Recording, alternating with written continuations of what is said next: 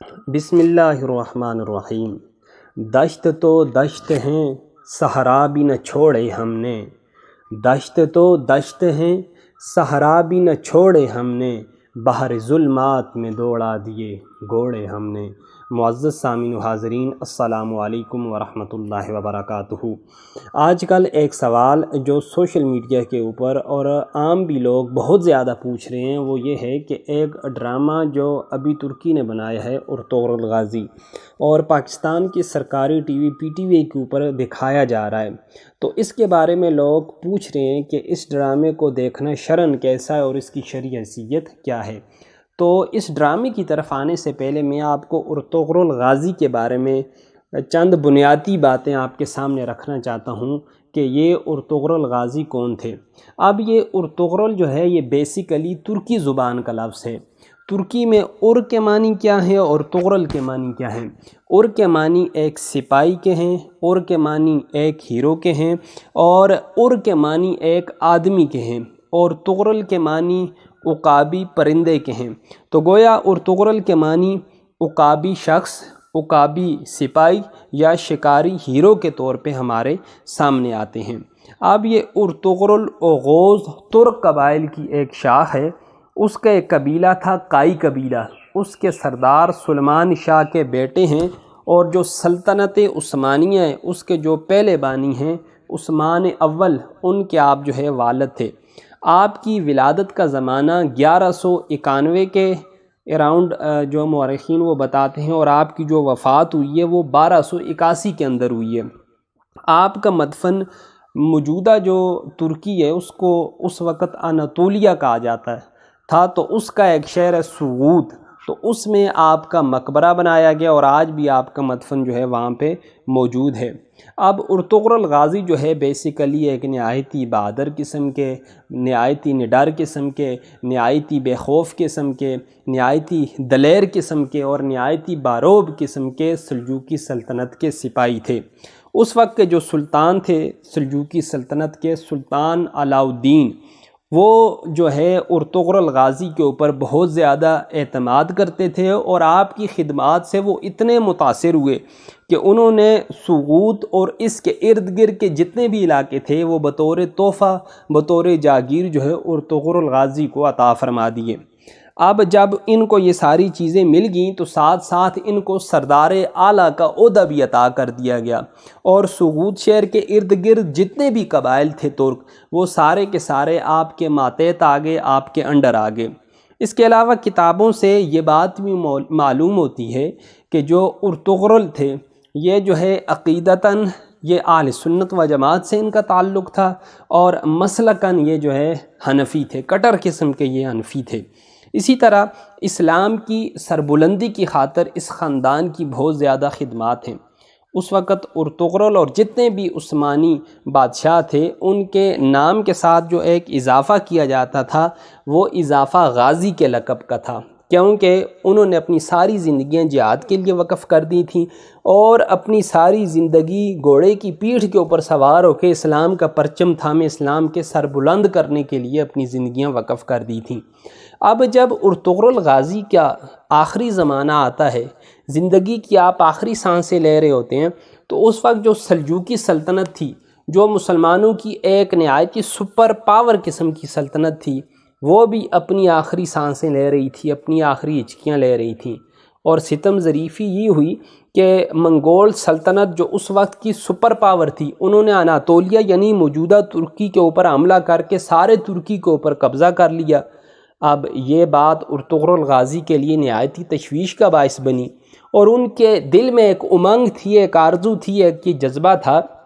کہ ایک ایسی سلطنت اور ریاست عمل میں لائی جائے جس میں اسلام ایک تناور درخت کی حیثیت سے قائم ہو جائے، اور جو مسلمانوں کے لیے پناہ گاہ اور قلعے کا جو ہے کام دے۔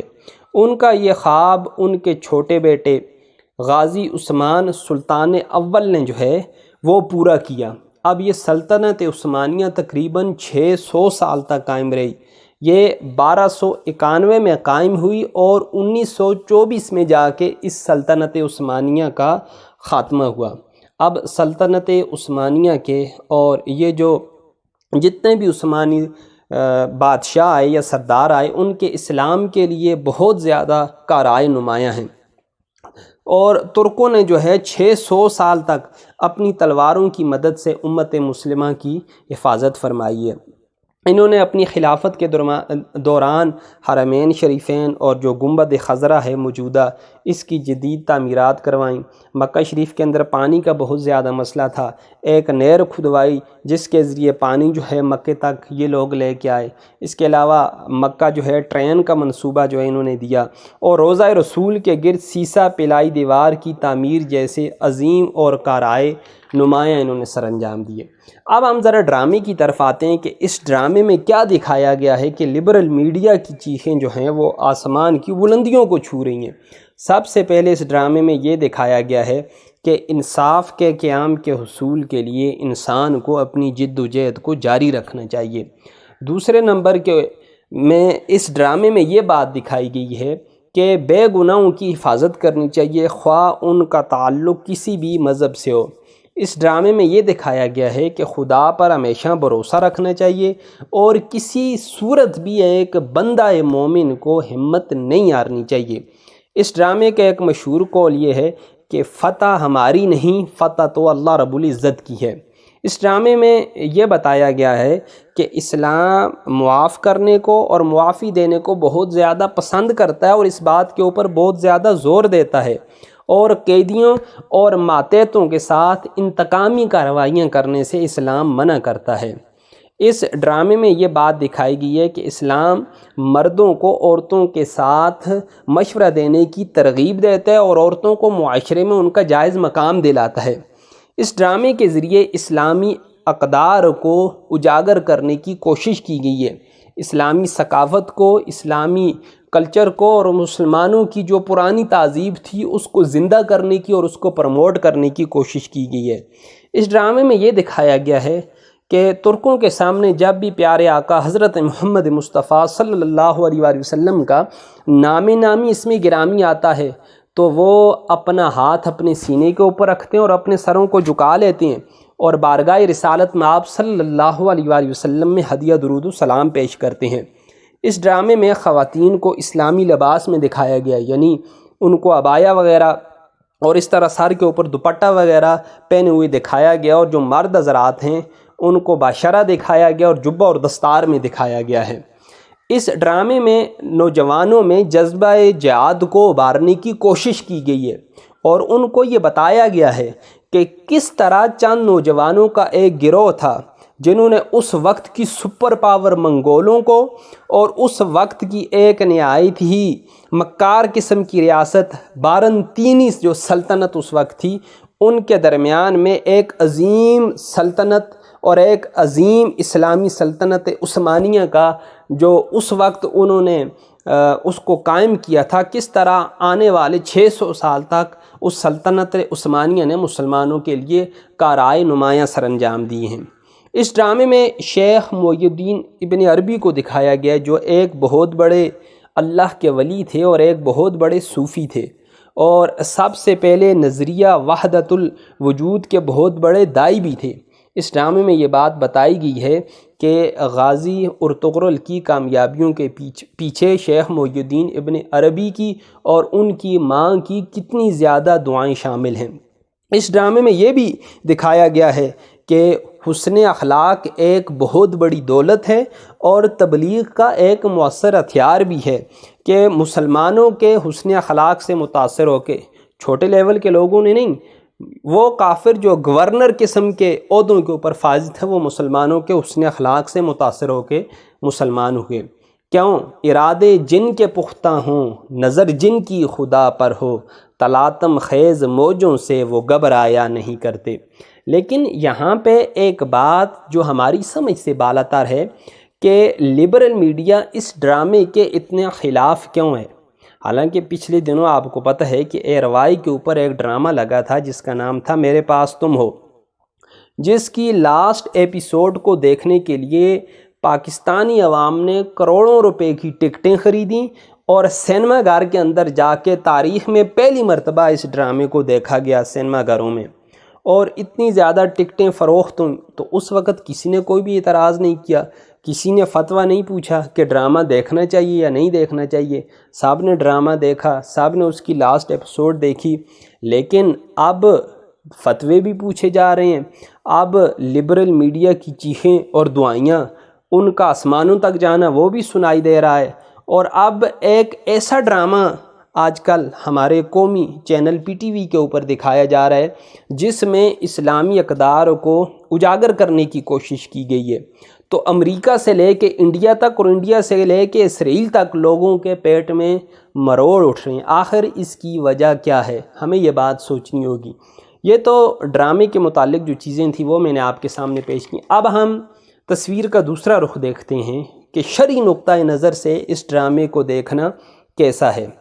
کیونکہ آپ کو پتہ ہے ڈرامہ اکثر اس میں ساری باتیں سچ کے اوپر مبنی نہیں ہوتی۔ ڈرامے کے اندر سسپینس پیدا کرنے کے لیے اور ڈرامے کے اندر آڈینس کی جو ایک ریٹینشن ہے اس کو اٹین کرنے کے لیے بہت ساری ایسی چیزیں جو ڈرامے کا حصہ نہیں ہوتی لیکن اور تاریخ کا حصہ بھی نہیں ہوتی، لیکن ڈرامے میں ان چیزوں کو شامل کیا جاتا ہے، یعنی جھوٹ شامل کیا جاتا ہے۔ اور آپ کو پتہ ہے کہ جھوٹوں کے اوپر اللہ رب العزت نے اپنی لعنت بھیجی ہے۔ اسی طرح آپ دیکھتے ہیں کہ ڈراموں میں اکثر جو ہے موسیقی ہوتی ہے، ناچ گانے ہوتی ہیں، بد نگاہی ہوتی ہے، غیر محرم کی طرف نظر ہوتی ہے، تو اسلام نے ان ساری چیزوں سے منع فرمایا ہوا ہے۔ موسیقی کے بارے میں ایک حدیث طیبہ حضرت انس رضی اللہ تعالی عنہ آپ آقا علیہ الصلوۃ والسلام سے روایت کرتے ہیں کہ رسول اللہ صلی اللہ علیہ وسلم نے ارشاد فرمایا کہ دو نگاہیں ایسی ہیں، یعنی دو آوازیں ایسی ہیں جو دنیا اور آخرت میں ملعون ہیں۔ پوچھا گیا یا رسول اللہ صلی اللہ علیہ وسلم وہ دو آوازیں کون سی ہیں جن کے اوپر دنیا اور آخرت میں لعنت بھیجی گئی ہے؟ تو رسول خدا صلی اللہ علیہ وسلم نے ارشاد فرمایا پہلی وہ آواز ہے، یعنی کون سی آواز؟ نغمے کے وقت جب نغمہ گایا جا رہا ہو ساتھ باجے کی آواز، اور دوسری مصیبت کے وقت رونے کی آواز، ان کے اوپر لعنت بھیجی گئی ہے۔ اسی طرح دوسری روایت حضرت سیدنا جابر رضی اللہ تعالیٰ عنہ سے مروی ہے۔ آپ فرماتے ہیں کہ رسول خدا صلی اللہ علیہ وسلم نے ارشاد فرمایا کہ گانے سے دل میں نفاق ایسے ہی ابھرتا ہے یا ایسے ہی اگتا ہے جس طرح پانی سے کھیتی اگتی ہے۔ تو یہ رسول اللہ صلی اللہ علیہ وسلم کی واضح حدیثیں۔ اسی طرح ابو داؤد شریف کے اندر حدیث حضرت نافع سے روایت ہے، فرماتے ہیں کہ ایک دفعہ میں رستے میں حضرت ابن عمر رضی اللہ تعالیٰ عنہ کے ساتھ جا رہا تھا، تو اچانک آپ کے کانوں میں بانسری کی آواز آئی، کوئی بڑی میٹھی بڑی سریلی جو ہے بانسری ایک جگہ پہ بجا رہا تھا۔ جب حضرت ابن عمر نے وہ آواز سنی تو آپ نے اپنے کانوں میں اپنی انگلیاں ٹھونس لیں،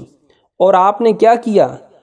جو سڑک کے ساتھ آپ جا رہے تھے اس سڑک کے دوسرے کنارے کی طرف بہت دور تک چلے گئے۔ بہت دور تک جانے کے بعد آپ نے پوچھا اے نافع کیا اب اس بانسری کی آواز آ رہی ہے؟ تو میں نے کہا نہیں اب تو نہیں آ رہی۔ آپ نے فرمایا ایک دن میں رسول اللہ صلی اللہ علیہ وسلم کے ساتھ تھا، ایسی ہی آواز رسول اللہ کے کانوں میں جا پڑی تو رسول اللہ نے بھی یہی عمل فرمایا تھا جو عمل میں نے تمہارے سامنے کیا ہے۔ تو جب یہ واضح چیزیں ہیں، اور بدنگاہی سے بھی اسلام نے منع کیا ہوا ہے، جھوٹ بولنے سے بھی اسلام نے منع کیا ہوا ہے، اسی طرح ہر وہ ڈرامہ جس میں فحاشی اور روانی ہو، غیر محرم مردوں اور غیر محرم عورتوں کا آپس میں اختلاط ہو، اسلام ان کو دیکھنے کی اجازت نہیں دیتا۔ آخر میں میرا مشورہ اس حوالے سے یہ ہے کہ وہ لوگ جو اس وقت فوش قسم کی فلموں کے دیکھنے کی لت میں پڑ چکے ہیں، ہالی ووڈ بالی ووڈ فلموں میں وہ بہت زیادہ انٹرسٹڈ ہو چکے ہیں، اور یہ وہ فلمیں ظاہر سی بات ہے جن کے اندر بھگوانوں کی پوجا دکھائی جا رہی ہوتی ہے، شرک کے جو مناظر کھلے عام دکھائے جا رہے ہوتے ہیں، اور بے حیائی، بے پردگی، فحاشی اور روانی اور ایسی چیزیں جو اسلامی اقدار کے منافی ہیں، گانے ڈانس ہے باجے دکھائے جا رہے ہوتے ہیں۔ اگر کوئی نوجوان اس طرح کی حرکات کے اندر مبتلا ہیں تو کیونکہ وہ اعلیٰ درجے کے گناہ ہیں، تو ان کو چھوڑنے کے لیے اگر یہ ادنیٰ درجے کے گناہ میں اور اس ڈرامے کو دیکھنے کی طرف وہ آنا چاہتے ہیں تاکہ ہم سے وہ جو اعلیٰ درجے کا گناہ وہ چھوٹ جائے، تو اس حوالے سے وہ دیکھ سکتے ہیں، لیکن ان کو یہ چیزیں مد نظر رکھنی ہوں گی جو میں نے آپ کے سامنے بیان کی ہیں، کہ جب بھی ڈرامہ دیکھیں یا کوئی بھی چیز دیکھیں تو آپ دیکھ لیا کریں کہ ان کے اندر کوئی بھی غیر شرعی چیزیں نہ دکھائی جا رہی ہوں۔ تو اللہ رب العزت کی بارگاہ میں دعا ہے۔ اور پھر آخری بات یہ کہ کبھی بھی ڈراموں کے ساتھ جو ہے وہ قوموں کی تقدیریں نہیں بدلا کرتی۔ قوموں کی تقدیریں اسی طرح بدلا کرتی ہیں جس طرح علامہ اقبال نے کہا تھا، دشت تو دشت ہیں دریا بھی نہ چھوڑے ہم نے، بحر ظلمات میں دوڑا دیے گوڑے ہم نے۔ اور علامہ اقبال نے ایک نہایتی خوبصورت شعر جس میں آپ نے دریا کو جو ہے کوزے میں بند کر دیا، فرماتے ہیں کی محمد سے وفا تو نے تو ہم تیرے ہیں، یہ جہاں چیز ہے کیا لوح و قلم تیرے ہیں۔ اللہ رب العزت کی بارگاہ میں دعا ہے اللہ پاک مسلمانوں کی عظمت رفتہ کو جو ہم سے چھوٹ چکی اس کو دوبارہ زندہ کرنے کی اور مسلمانوں کو دین کی طرف متوجہ ہونے کی توفیق عطا فرمائے۔ وما علینا الا البلاغ المبین۔